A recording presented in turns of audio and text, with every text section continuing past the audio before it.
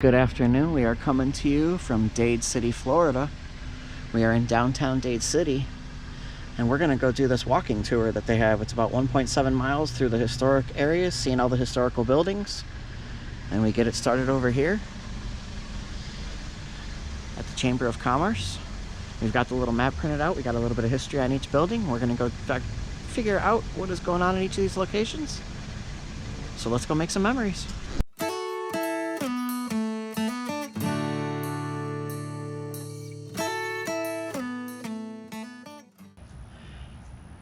Historic Dade City walking tour. I printed this off their website online. You can also get it at the Chamber of Commerce when it's open. Unfortunately, we're here on a Sunday, so it's not open. So this is our first stop on our walking tour, the Chamber of Commerce, and all it says in here is to begin your tour right here. There's no other historical information. Then our next stop is going to be building number 2, which is the telephone building. Not quite sure where that is, but we will find it. Ooh, telephone booth. All right, Lori Ann's. Nice little mural here on the side. Okay, so this building across the street here, I've got the courthouse behind me, which we'll get to in a second. The brick building right across the street is the Williams Building, built in 1926 as a clothing store and continues to this day as a clothing store and restaurant helmed by a descendant of O.N. Williams. We got a little confused because all we saw was a restaurant, so we didn't realize it's a clothing store and a restaurant. So that was number 3 on our tour. Now number 4 on our tour is the Pasco Courthouse. Constructed in 1909. It was the county seat of government for Pasco County for more than 50 years. And the original price of this when it was built was $35,860. Oh, that's pretty cool. Probably a lot of money at the time. Let's see what this says up here.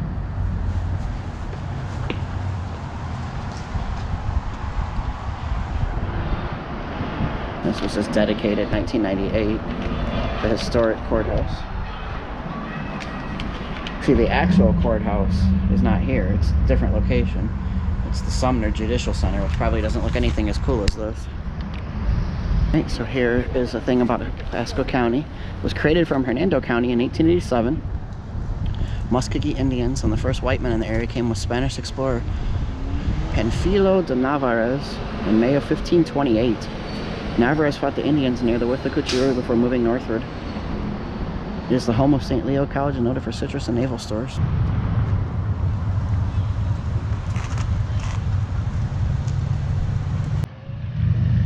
Alright, so this building right here looks like a Wells Fargo bank, and that's exactly what it is. This is stop number 5. It's one of the cornerstones of the revitalization of downtown Dade City. It's a faithful recreation of the original Bank of Pasco County. When the stock market crash of 1929 arrived, every bank in the county was forced to close, with the exception of the Bank of Pasco County, which was located here. So I think this green building over here, they're not exactly marked very well. If you're not from this area, which we are not, it's kind of difficult to know. I think 6 was the one that was Quilts on Plum Lane, constructed of brick in 1919. I think that's this green one right here. And it says it originally housed the Bank of Dade City, which closed in 1926. Then the building that's past that, the red brick building, was the Centennial Building, formerly the old Coleman and Ferguson, built in 1923 and remodeled in 87. It used to house one of the city's leading general stores. Based on the way it looks, I would guess that is that building. Okay, so this building I'm standing in front of is the Griffin Black Building. I'll get a better view of it, I think, from across the street. The Griffin Black Building is number 8. It was constructed in 1905. It used to hold a drugstore. This building is the Triberr Building. Here, I can stand down here. This building right here, that is the Triberr Building, this green one. And that was constructed in 1900. It used to be a hardware store and offices. It's the oldest commercial building in Pasco County. And then the last one that's down here on the end is the Tipton Building. It was constructed in 1908 as a drugstore and offices. Now it contains Kiefer Jewelers. Most of these buildings don't have any kind of street names or signage to them, so it's a little confusing if you're not from the area, but we'll figure it out. So far we've found them all except for one, so we're getting there. As we're walking down our path here on our historic walking tour, we came to stop number 11, which is the Edwin Ola. The A is missing from the tower. The Edwin Ola is across from the Agnes Lamb Park, which is behind me. I'll show you that as I'm leaving. It was constructed in 1912 as a fashionable hotel. I'm not quite sure what it is today, if it's a hotel or if it's apartments. And then this is the park. This is the park. This is our next stop here. This is number 12. It's a private home, it looks like now. Number 12, the Lock Home. It says at the top of the hill, which we just walked up the hill from the main street down there. It says this home was formerly the Azalea House Bed and Breakfast and originally constructed in 1906 as the home was Christopher and Lucy Locke. The home incorporates an 1890s building that was transported from Lake Pasadena by mules. Wow. So that's what that building is. Doesn't even look like anybody's living in it. There's lights on, but it's like got some busted windows. Doesn't look like it's very well taken care of. Which is kind of a shame for such an old house. All right, this next stop right here. Oh, and there's a kitty cat. This next stop right here is number 13 on the trip. It's the Hattie Spencer home. Hattie Spencer was the Dade City postmistress from 1897 to 1936. So for 39 years, she was the postmistress of Dade City, Florida. Okay, this house that's on the opposite side of the street is the Pinholster home. The Pinholster home was originally constructed in 1898, and it has a lovely gingerbread porch. Does anybody know what a gingerbread porch is? Because I am not sure. It has a nice porch, but what makes it a gingerbread porch? I don't see any gingerbread cookies. I don't smell any gingerbread cookies. Our next stop is number 15, which is Dagler Jackson. It says the lovely Doric columns were constructed in 1910. This was once the home of Dade City surgeon, Dr. Thomas Jackson. This house currently has a for sale sign in front of it. That home is beautiful. It looks like it may need some touch-up work on the chimneys and whatnot up at the top, but it is beautiful. I love the columns and the porch, and then it looks like it has an extended kind of like bonus room or Florida room off there to the left. It's not part of our historic walking tour, but this is Price Park. There's another one of these hay bales. I can't speak. And this one looks like it's of a scarecrow. Sorry, my shadow is kind of like very predominantly in the way there. But this is a nice little, Price Park's a nice little park. It has a nice playground. It has some tennis courts. And there's also some hearts around town. Are those hearts like some kind of scavenger hunt as well? Because we've seen those. This building right here is what's called the Meridian Apartments. It's on the corner of 12th and Meridian. Built in the 1920s. This was an example of Florida boom architecture. So in other words, when Florida was really having its boom period, which it's going through another one currently, this is how they built this for apartments. Interesting. All right, so this house across from the Meridian Apartments is the Boone Say home, built in 1900. Pause for effect of the car going by. It was a long time. Oh. All right, this house across from the Meridian Apartments is the Boone Say home, built in 1900. It was a longtime residence of J. Emmett Evans, a famous Dade City citrus grower. That's where he used to live. Where the second half of all the historical stops are going to be. This is the Church Street Historic District. Church Street, so named because of its churches, developed as a residential area in the 1880s as Dade City grew from an isolated frontier settlement to a railroad town and county seat. Of the several churches built along the street in 1890, First Presbyterian retains its original style. And this is stop number 19. It's the First Presbyterian Church. It was built in the 1890s and is the oldest intact church building in Dade City. So the oldest intact church building, you're staring at it right there. First Presbyterian. And then across from the Presbyterian Church is stop number 20.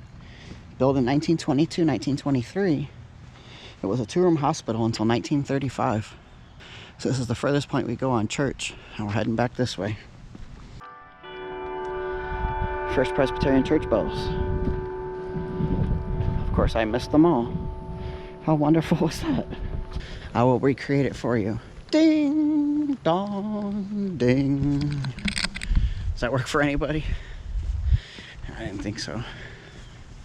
Dade City is a pleasant little small town to walk around in. We chose to come out today. It's mid-October on a Sunday. The temperature was nice and cool this morning. It was supposed to be a high of about 82, 83. The sun is brutal still. It's still hot. It's still Florida sun, so that's just the way it goes. But it's better than being 90 in the summer, I'll tell you that much. All right, so our next stop here is number 18. Number 18 is the Sistrunk home. It was built in 1890s in plantation style. Dr. Sistrunk was one of the pioneer doctors of Dade City when it was first becoming a booming area here. This one's the biggest property we've seen so far. Not necessarily the house, but just the amount of land that they own. One thing that's kind of cool is there's this little seating area underneath this gazebo right here. There's a little seating area. It's just outside the gate. I'm guessing you can wait here while you're waiting for your horse and buggy to pull up here to pick you up. That's what that is. I like the porch with that big gazebo and the benches. It's a nice area to come and sit outside. I think this one's my favorite so far, other than the courthouse. So this is stop number 21. This is the Raymond Brown home. The Raymond Brown home was built in 1887. It features Victorian gingerbread trim and a wraparound porch. And it also has a few unwanted visitors sitting on the porch over there. Can you see those guys? There's a couple of skeletons there. This is stop number 22, which is the First Baptist Church. It was formerly known as the College Street Baptist Church. Originated in 1891. The church was built here in 1892. The first structure burned down, unfortunately, though, in 1899. Okay, this one is number 23. This is the Knight home. All right, go Knights. This is a Dutch colonial style home with a gambrel roof built in 1901. And I love the decorations they got. The pumpkins, those are so cool, the jack-o'-lanterns. That is so neat. This home here was the Ward Johnson home, built by noted local contractor Jones Ward, 1925-26. The home to the left of that just says home built in the 1940s. The one next to that just says on the guide here, the next home built in 1901. Doesn't give you any other details other than that. Back here, next to the Knight home, is the Tipton home. That's this little house here. It was constructed in 1918. Stop number 24. This is stop number 28 right here. This is the Ross Larkin home, which was built in 1881. It was originally a typical Florida structure of 3 rooms with a hall in the middle and a side porch. It's a beautiful house. They got the flag, porch swing. That's nice. Our next stop here is stop number 29, which is the First United Methodist Church. Parts of this building were believed to date from 1889, when a church was erected by James E. Lee, a pioneer from Dawson, Georgia, who came by covered wagon in 1881 with his family. Wow, that's some history there. All right, then right across the street from the church is the Gray Moss Inn. It was built around 1910 in a Mediterranean revival style. Its claim to fame is having hosted President Calvin Coolidge, the only U.S. president to have visited Pasco County. And it still looks like an inn up to this day. Interesting. All right, so this next home right here is number 31, the Macintosh Home. It was built in 1898, was the residence of Catherine Macintosh, who was the society editor of the Dade City Banner. I'm guessing that was some sort of newspaper. This is the Waterworks Building, built in 1926. It was the first public water system in Pasco County. This is the American Legion Building, number 34. So 32 is gone. This is post 15 of the American Legion. And it has a sign up there that says, what does it say? 1919 to 1927, Gordon M. Crothers, post number 15 and auxiliary unit. Okay, so this building's been here for over 100 years. So according to our map, 32, 33, and 34 are right here, right? 33 is the Waterworks Building. 34 is the Legion, which is here. 32 is supposedly on the same block, which is a street there, which 32 was the McCutcheon Home, built in 1910. I don't see the McCutcheon Home, so I don't know if it's that on the other side of the street or something else I had previously passed. But the McCutcheon Home and the telephone building are the two that we cannot find. If you know where those two were at and that we missed them, please point it out in the comments down below. Other than that, we found everything else. Just those two. Those two were a little kind of confusing, I guess. But we just finished the historic walking tour through Dade City. Overall, it was a good day to walk. It wasn't too hot, so it wasn't bad. That definitely made it better. I wouldn't suggest coming here in the heat of summer to do this. Definitely fall to spring, preferably winter. If you can come here in December, January, it would probably be the perfect time. Still a little hot today. But all in all, Dade City is a nice little small town here in West Central Florida. It's a nice city to walk around in. Hopefully you guys liked this video. If you did, give it a big thumbs up down below. Subscribe to the channel if you haven't already. We do all kinds of travel videos, not just in Florida, but we're not theme park people, so we're doing all the other stuff that you want to see if you're not just into theme parks in Florida. So hit that subscribe button, get all the rest of our content, check out our older videos anytime. We've got several playlists you can look at as well. Leave us a comment down below. As always, we will see you soon.